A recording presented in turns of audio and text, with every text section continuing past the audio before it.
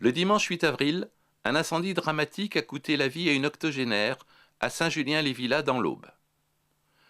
Dans cette commune où la pose des compteurs Linky est en cours, les titres de la presse locale, ainsi que la rapidité avec laquelle la maison ravagée a été rasée, ont suscité la légitime inquiétude des collectifs Stop Linky du département. Cela ressemble beaucoup à d'autres départs d'incendie provoqués après la pose du compteur Linky. Je ne dis pas que c'est le Linky, je ne veux pas affirmer parce qu'il faut des preuves, mais il y a quand même une relation de cause à effet. On en compte 218 en 2017. Oui, on peut installer des compteurs Linky, il y en aura dans les zones isolées, il n'y a pas de souci. Par contre, c'est vrai que dans certains cas, ils ne se feront peut-être pas en CPL. Dans ce quelques cas, il pourrait y en avoir quelques-uns qui seront en radio, pour justement être capable d'accéder aux endroits les plus reculés. Donc non, il n'y aura pas de clients exclus du dispositif Linky, sauf ceux qui ne voudront pas ouvrir leurs portes, parce que nous, on n'a pas vocation, on n'est pas habilité à forcer la porte des clients pour ceux qui, in fine, vous ne voudrez pas nous ouvrir ou qui...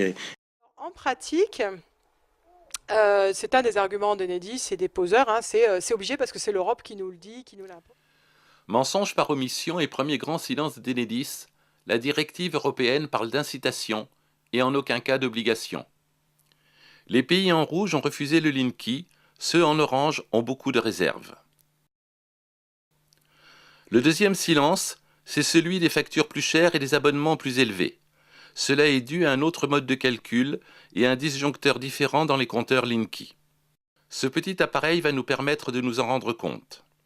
Alors que les anciens compteurs affichaient la puissance en kilowatts et permettaient ainsi d'appliquer un coefficient minorant sur un certain nombre d'appareils, comme les appareils électroniques et les appareils électroménagers, le compteur Linky compte uniquement en kilovoltampères et disjoncte donc à la première surintensité. Avec 40 watts, on va voir si vous comptez votre puissance utilisée par la lampe en watts, combien vous pouvez allumer de lampe. Et puis, si on vous dit, c'est pas 40 watts, c'est 40 voltampères, et qu'on compte en voltampères, combien vous pouvez allumer de lampes. Alors, vous voyez, la première ligne est marquée W, c'est watts. Alors, ça évolue un petit peu, c'est ça, hein, voilà. Alors, qu'est-ce que vous lisez à peu près ? 18.1. D'accord, alors ça évolue un peu, 18.1, 18.2, dans ces eaux-là. Alors, si vous avez un abonnement de 40 watts, vous pouvez allumer combien de lampes, si on vous les compte à 18 points quelque chose ? Deux lampes, ça marche, d'accord. En dessous, vous lisez quel montant ? 30.3. Voilà, et vous voyez l'unité, il y a écrit VA, donc voltampère. Voltampère. C'est ça. Voilà, donc du coup, vous pouvez allumer combien de lampes maintenant ? Une lampe, voilà. Alors vous aviez toujours 40 et 40, mais maintenant, vous ne pouvez plus allumer qu'une seule lampe, si on vous compte tout ça en voltampères. La pose des compteurs en elle-même est une opération juteuse pour Enedis. Les gains que les compteurs intelligents peuvent apporter aux consommateurs sont insuffisants. On imagine déjà les sourires ravis des anti-Linky en lisant ces mots du rapport de la Cour des comptes. 5,7 milliards d'euros pour déployer d'ici 2024 39 millions de compteurs connectés. La Cour estime que c'est peut-être avantageux pour Enedis, la filiale qui les déploie, mais qu'en revanche, le financement, 130 euros par appareil, est assuré par les consommateurs qui payent un peu à chaque facture avec un différé tarifaire au coût excessif selon les sages.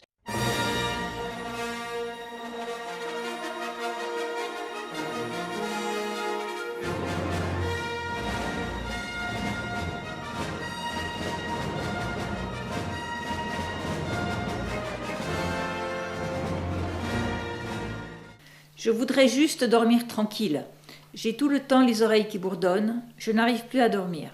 J'ai des palpitations, j'ai peur que mon cœur lâche. J'ai tout coupé dans l'appartement, sauf le réfrigérateur. Je n'ai pas d'internet, pas d'ordinateur, pas de micro-ondes. J'ai recouvert la porte de ma chambre de papier aluminium pour me protéger. J'ai tout essayé. Le compteur est entre le frigo et ma chambre, à 2 ou 3 mètres de mon lit. C'est le troisième grand silence autour des compteurs Linky. La technologie employée transforme la maison, l'appartement, en une immense cage de Faraday et les ondes radiatives ainsi émises affectent gravement la santé de nombreuses personnes. Pour comprendre, un petit schéma sur le fonctionnement des compteurs Linky. Sur ce schéma, une habitation. À l'intérieur ou à l'extérieur de cette habitation, un compteur Linky. Dans le quartier, à proximité, il y a un poste dit de basse tension, à l'intérieur duquel se trouve un concentrateur. Ce n'est ni plus ni moins qu'un ordinateur sans écran. Ce concentrateur peut gérer 50 à 80 compteurs environ. Le concentrateur est relié au compteur Linky via les câbles électriques et utilise la technologie du courant porteur en ligne, CPL. Les échanges sont bidirectionnels et vont du Linky vers le concentrateur et du concentrateur vers le Linky. Les informations ainsi collectées par le concentrateur vont être envoyées à l'agence de supervision d'Enedis en utilisant une antenne GSM installée sur le concentrateur et qui se connectera aux antennes relais existantes ou qui nécessitera la pose de nouvelles antennes relais. Elle utilisera le réseau GSM-GPRS pour envoyer les informations à l'agence de supervision. Les échanges du concentrateur vers le Linky ne s'arrêtent pas au compteur Linky. Ils pénètrent à l'intérieur des habitations sur tout le réseau électrique. Ainsi, toutes les habitations connectées au concentrateur et utilisant la technologie du CPL auront à l'intérieur des échanges CPL sur tout leur réseau électrique. De plus, les compteurs Linky dialoguent entre eux et échangent des informations. J'étais à l'École normale supérieure de Lyon et j'ai dû arrêter mes études en février 2017.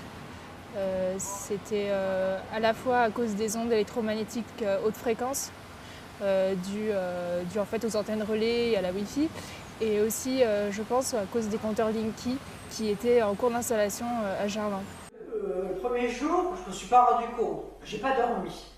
Hein, le lendemain, je ne me suis pas rendu compte tout de suite. Mon mari, tout de suite, lui, ça l'a perturbé au niveau, plus que le sommeil. Moi, c'était plus, je n'ai pas dormi, donc, et c'est à force où j'ai senti cette picotis, mais pas les premiers jours, après. On est là, ça va faire 4 ans, c'est une maison quand même neuve. Jusqu'à présent, jusqu'à fin d'année, il n'y avait pas de soucis et nos problèmes ont commencé. Eh bien, le 5 janvier, à partir du moment où la pose du compteur a été effectuée, bon, moi je l'ai laissé poser, pensant que le CPL c'était un peu comme ce que je connaissais en automobile, mais du coup, ça ne s'est pas passé du tout pareil. Compteur Linky, hein, donc. Compteur Linky, effectivement. Donc, le soir même, on a été... impossible de dormir. Impossible de dormir, mais non seulement impossible de dormir, c'est-à-dire que j'avais le cœur qui battait fort. Un peu moins, mais donc... et puis, on sent comme des vibrations. Après, c'est une montée en température du corps. C'est quelque chose d'impensable. Là, on se demande ce qui se passe. 1 an et 4 mois après, donc en avril 2017, Oui. là j'ai commencé à avoir des problèmes de santé, sans savoir que ça avait un lien, parce que c'est arrivé très progressivement. Et c'était pas possible, hein, c'était plus possible de toute manière. Donc on en est venu à dire bon bah on part à l'extérieur, on a aménagé, on a la chance d'avoir un véhicule assez grand, on a fait donc une couchette tant bien que mal, et puis on est parti chercher des points où on pouvait dormir tranquillement. Donc au début on changeait d'endroit, puis là on a trouvé un endroit donc à peu près correct, et du coup bon ben on va toujours à cet endroit là dans les bois et on dort correctement, on dort beaucoup mieux que n'importe quel endroit chez nous. C'est une sorte de mini zone blanche, comme il y en a de moins en moins en fait, où il n'y a pas de couverture réseau, parce que vous êtes devenu sensible à ça aussi, quoi. Mais on est devenu sensible, et à mon avis, je ne sais pas à mon avis, j'en suis sûr, je suis de plus en plus sensible maintenant, c'est ce qui un peu me désespère, quoi. Parce que bon, les courses, moi je sais que je ne peux pas m'approcher de tout ce qui est rayon frigo, hein, donc tout ce qui est froid, tout ça, là, avec les compresseurs de climatisation, je ne supporte pas. Dans les pharmacies, il y a souvent des lampes, c'est très éclairé, des lampes au plafond, surtout au niveau du bureau, du comptoir, et là c'est intenable. Donc j'en suis maintenant arrivé à donner mon ordonnance, à ressortir et puis de leur demander. Voilà. Donc ils viennent leur donner les médicaments à l'extérieur. En tout cas, moi, ce que je déplore, c'est le manque de compréhension de RDF quand je les ai appelés plusieurs fois pour leur expliquer la situation. Alors, je les ai appelés pour mes appareils qui s'endommageaient, pour après leur expliquer que j'avais aussi des problèmes de santé et tout. Et ils m'ont toujours répondu « Ah mais non, on n'en entend pas parler, il n'y a pas de problème, vous êtes la seule à nous manifester ce genre de désagrément. » Alors qu'il y en a plein les journaux maintenant. Hein. Voilà, ça vient pas du Linky, c'est sûr. Et du coup, de ne pas être prise au sérieux, on se sent pas à l'aise, quoi. Pas soutenu, quoi, ça c'est sûr. Voilà. Oui. Suite à ça, vous avez... Moi, je vais couper, je tiens pas. Ah oui, Voilà. je vais vous laisser. D'accord. Bon, alors éloignez-vous un petit peu. Merci, à tout à l'heure. Autre souci, et quatrième grand silence d'Enedis, la course à nos données personnelles, la chasse au big data. Nous sommes d'ores et déjà, à l'instant où je vous parle, un opérateur de big data. Et ça s'est fait ces dernières années, en très peu de temps, qui est une nécessité. On vient de lancer le déploiement industriel de Linky, 35 millions de compteurs. Nouvelle atteinte à la vie privée des consommateurs, la CNIL, la Commission nationale informatique et liberté, met en demeure la société Direct Énergie qui a collecté les données de consommation de ses clients sans leur demander l'autorisation. Oui, Direct Énergie a effectivement mis la main sur les données de consommation de ses clients, c'est-à-dire concrètement combien ils consomment d'eau chaque jour et même demi-heure par demi-heure. Ils peuvent savoir en gros si vous avez lancé une machine, à quelle heure vous avez pris une douche et donc un peu à quelle heure vous êtes couché, etc. Le problème, c'est que ces données normalement sont personnelles. Les fournisseurs d'électricité n'ont pas à y avoir accès, sauf si vous leur en donnez l'autorisation. Mais Direct Énergie a mis au point un système très ingénieux, pour ne pas dire malhonnête, pour obtenir quand même ces données. L'informaticien Ulrich Greveler s'est spécialisé dans l'analyse des données sur la consommation d'énergie. Les appareils récents, qui communiquent les données en temps réel, sont une source d'informations à forte valeur ajoutée. La précision est telle que nous pouvons reconnaître toutes les configurations d'appareils. À partir de la variation de consommation que génère la luminosité d'un téléviseur, par exemple, nous pouvons même identifier quel film visionne le téléspectateur. Ainsi, les informations de consommation d'énergie transmises par les compteurs deviennent le miroir du mode de vie d'un foyer. De quoi intéresser les groupes énergétiques, mais également les entreprises commerciales, les commissions d'enquête et les cambrioleurs. Plusieurs centaines de milliers de clients sont concernés. C'est d'ailleurs pour ça. Un scandale, C'est d'ailleurs cette histoire pour de ça. Direct Énergie. Exactement. Revenons à Saint-Julien. Le dernier grand silence des compteurs Linky, c'est la sécurité des personnes et des biens. Sans surprise, le procureur de la République présente le rapport d'expertise judiciaire et dégage la responsabilité du compteur Linky. Il révèle que l'incendie est d'origine électrique. Il révèle que compte tenu des dégâts considérables, il est impossible de localiser un point précis de départ de feu. Il révèle aussi, et ça a son importance compte tenu des polémiques, que le compteur Linky et le tableau électrique ne sont pas le lieu du départ de feu, qu'on sait identifier, notamment compte tenu des coupures de courant, si le départ de feu vient du compteur ou du tableau électrique, et là c'est exclu par l'expert. Le compteur Linky ne serait donc pas le lieu de départ de l'incendie. Mais cela ne suffit pas à calmer toutes les inquiétudes, comme nous pouvons le constater à la lecture de ce document de l'association Promotelec, dont Enedis et EDF sont partenaires. Voilà ce qu'on peut y lire. Lorsque le technicien place Linky chez un particulier, il règle le disjoncteur de branchement. Il n'est pas chargé de vérifier si l'installation électrique du foyer est en mesure de supporter le niveau de puissance défini. Dans le cas où les sections de câbles ne sont pas adaptées au nouveau réglage, des accidents, feux, peuvent se produire. De toute façon, le bouquet de fréquences des compteurs Linky, allant jusqu'à 95 kHz, est très largement supérieur à la tolérance de 1000 Hz, 1 kHz, que peuvent supporter nos installations existantes, conçues pour une distribution à 50 Hz.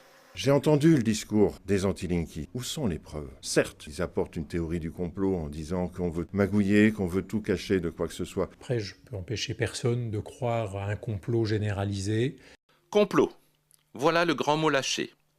Mais est-ce un complot pour des magistrats de la République que de se référer au texte de droit. On demande aussi aux autorités compétentes de stopper la pose des compteurs dans le département tant que la vérité ne sera pas établie sur le drame de Saint-Julien, par respect du principe de précaution inscrit dans le traité de Maastricht de 1991.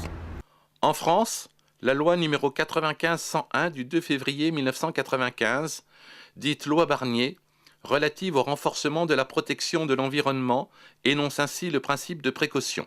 L'absence de certitude, compte tenu des connaissances scientifiques et techniques du moment, ne doit pas retarder l'adoption de mesures effectives et proportionnées visant à prévenir un risque de dommages graves et irréversibles à l'environnement à un coût économiquement acceptable.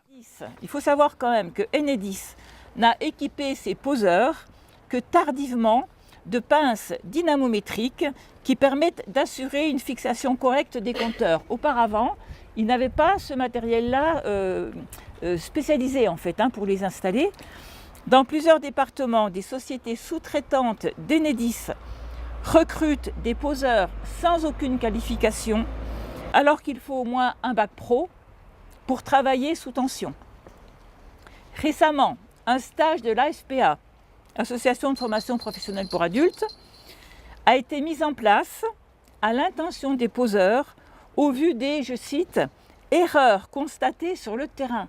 Donc ça veut bien dire là qu'il y a eu des problèmes, quoi.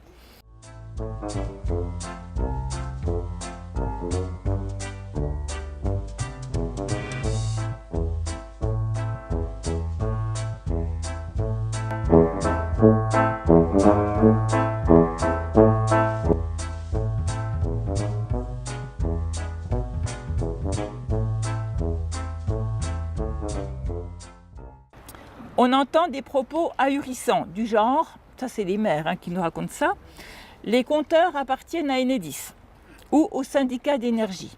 C'est archi faux. Les lois du 5 avril 1884 et du 15 juin 1906 attribuent la propriété des compteurs aux communes. Et c'est confirmé par l'article L322.4 du Code de l'énergie. Même dans le cas où la commune délègue la mission de gestion de fourniture d'électricité à un syndicat départemental d'énergie. Donc on a eu plusieurs maires qui nous ont dit « Oui, mais moi je ne suis pas responsable, c'est le syndicat départemental d'énergie ». Ben non, ce n'est pas du tout ça. Dans la mesure où ces compteurs font partie du patrimoine de la commune, le conseil municipal, normalement, est obligé de voter le déclassement des compteurs. Après les 2 vidéos qu'on a mis en ligne sur cette page, plus le reportage de France 3 sur la position du village d'Alizé que j'ai l'honneur de conduire contre les compteurs Linky, vous êtes toujours un certain nombre de personnes à se poser des questions tout à fait légitimes. Est-ce que j'ai le droit de refuser ce fameux compteur ? Vous avez le droit de refuser, que vous soyez locataire ou propriétaire. Sachez-le. J'ai bien conscience que c'est difficile parce qu'Enedis utilise des méthodes de voyous. Et en plus, ils vous mentent. Ils vous font croire que c'est obligatoire. Ils vous font croire que vous allez payer vos relevés si vous refusez. C'est absolument faux. En tous les cas, c'est faux jusqu'à la fin du déploiement. Et la fin du déploiement, c'est fin 2020-2021. Peu de chances dans nos régions d'être dans une de ces communes protégées. Alors que faire à titre individuel ? La première chose à faire est de refuser le compteur Linky auprès d'Enedis par une lettre recommandée avec accusé de réception. Mais malheureusement, cela peut ne pas suffire. Cette propriétaire niortaise n'avait jusqu'à présent pas d'idée préconçue sur les compteurs Linky, mais depuis quelques mois, un événement a clairement fait pencher la balance du côté négatif. Il s'agit cette fois de la manière avec laquelle les installateurs de compteurs opèrent.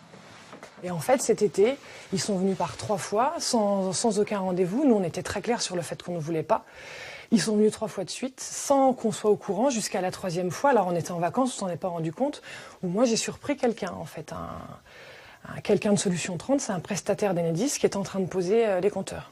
Il n'y a pas de rendez-vous, nous, on ne les connaît pas. C'est une société privée. La personne est présente. J'ai voulu demander sa carte professionnelle, savoir ce qu'il faisait là, chez moi. Il n'a pas voulu me la montrer, il a fallu que je sois insistante, ça a été un moment très désagréable. Une main courante a d'ailleurs été déposée et cette semaine, Amélie portera plainte pour violation de domicile. Une plainte qui ne sera pas isolée, d'autres propriétaires ont connu le même problème. Des plaintes pour harcèlement téléphonique et intimidation sont également envisagées. Le collectif niortais Anti-Linky est d'ailleurs en contact avec un avocat pour faciliter les dépôts de plainte contre les installateurs. Ils sont prêts à tout pour imposer et surtout installer les compteurs Linky. Donc dans un pays dit démocratique et qui défend les libertés de choisir, on peut se poser des questions. Si votre compteur est à l'intérieur du logement, pas de problème. Les salariés d'Enedis ou leurs sous-traitants ne peuvent pas rentrer chez vous sans votre accord. Par contre, les choses sont plus délicates quand le compteur est à l'extérieur. Il faudra soit cadenasser le compteur, soit le protéger, et de toute façon, la meilleure solution est de faire en sorte d'être plusieurs et de mener une lutte collective, celle du pot de terre contre le pot de fer. De plus, et ça c'est important aussi, c'est une étape supplémentaire dans la disparition du service public parce que plusieurs milliers d'emplois vont être sacrifiés et son remplacement par des prestations tarifées soumises à la concurrence et servant l'intérêt des grandes sociétés et de leurs actionnaires. Enfin, au vu de tous les éléments du dossier, qui montrent bien que, comme l'a souligné la Cour des comptes, le compteur Linky est une bonne affaire, très très bonne affaire pour Enedis, mais pas pour l'usager, les collectifs du département continueront à travailler pour que soit abandonné ce projet inutile, coûteux et mortifère.